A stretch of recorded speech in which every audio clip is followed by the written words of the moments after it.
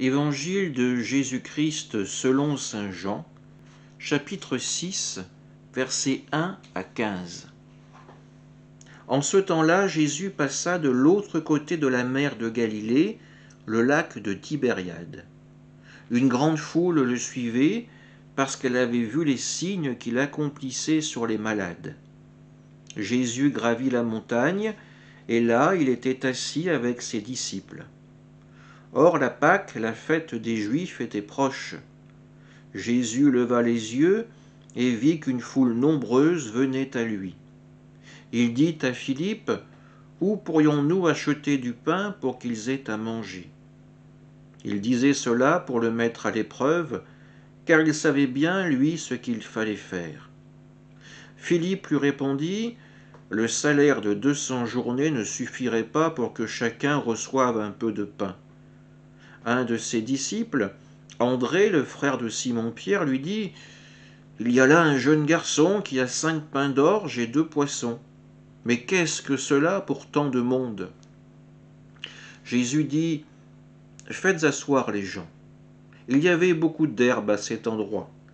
Ils s'assirent donc au nombre d'environ 5000 hommes. Alors Jésus prit les pains, et après avoir rendu grâce, il les distribua aux convives. Il leur donna aussi du poisson, autant qu'ils en voulaient.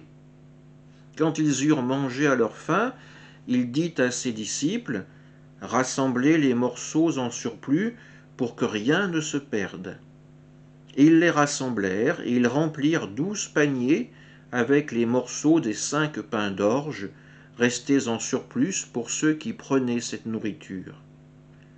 À la vue du signe que Jésus avait accompli, les gens disaient « C'est vraiment lui le prophète annoncé, celui qui vient dans le monde. » Mais Jésus savait qu'ils allaient venir l'enlever pour faire de lui leur roi. Alors de nouveau, il se retira dans la montagne, lui seul. Acclamons la parole de Dieu. C'est en territoire païen que l'évangile d'aujourd'hui se déroule, dans ce temps proche de Pâques, où les fidèles pourront entendre les textes liturgiques portant sur la manne et sur le temps du désert. Le peuple hébreu a été éprouvé par la faim durant son exode, et cela fait écho à la prévenance de Jésus. Il s'inquiète pour cette foule qui pourrait ressentir la faim, cette foule qui est venue l'écouter. Où pourrions-nous acheter du pain pour qu'ils aient à manger ? Les apôtres Philippe et André répondent alors à Jésus qu'il y a 2 difficultés. La première est la somme importante que cela représenterait. 200 deniers n'y suffiraient pas.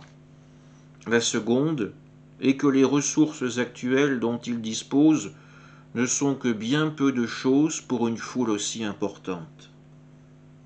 Jésus va donc de nouveau leur donner un signe que pour celui qui a foi en Dieu, rien n'est impossible.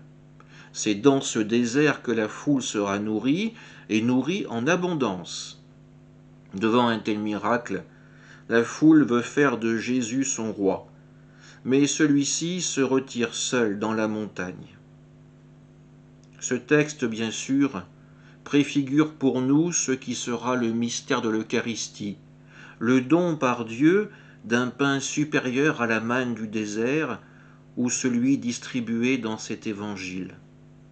Pourtant, comme pour une messe, tout part de l'offrande apportée et qui est sanctifiée. Jésus utilise les pains et les poissons pour nourrir la multitude. Nous aussi, nous avons en nous des ressources dont nous doutons, que nous jugeons insuffisantes. Faisons confiance à Dieu pour nous permettre de laisser agir en nous l'Esprit Saint. Les apôtres, dans cet évangile, ne font que constater ce qui les empêche d'agir, le manque d'argent, une foule trop grande, et du coup ils ne font rien, ils restent immobiles. Jésus nous invite à l'action, il est là pour combler nos manques et nous permettre d'avancer. Amen.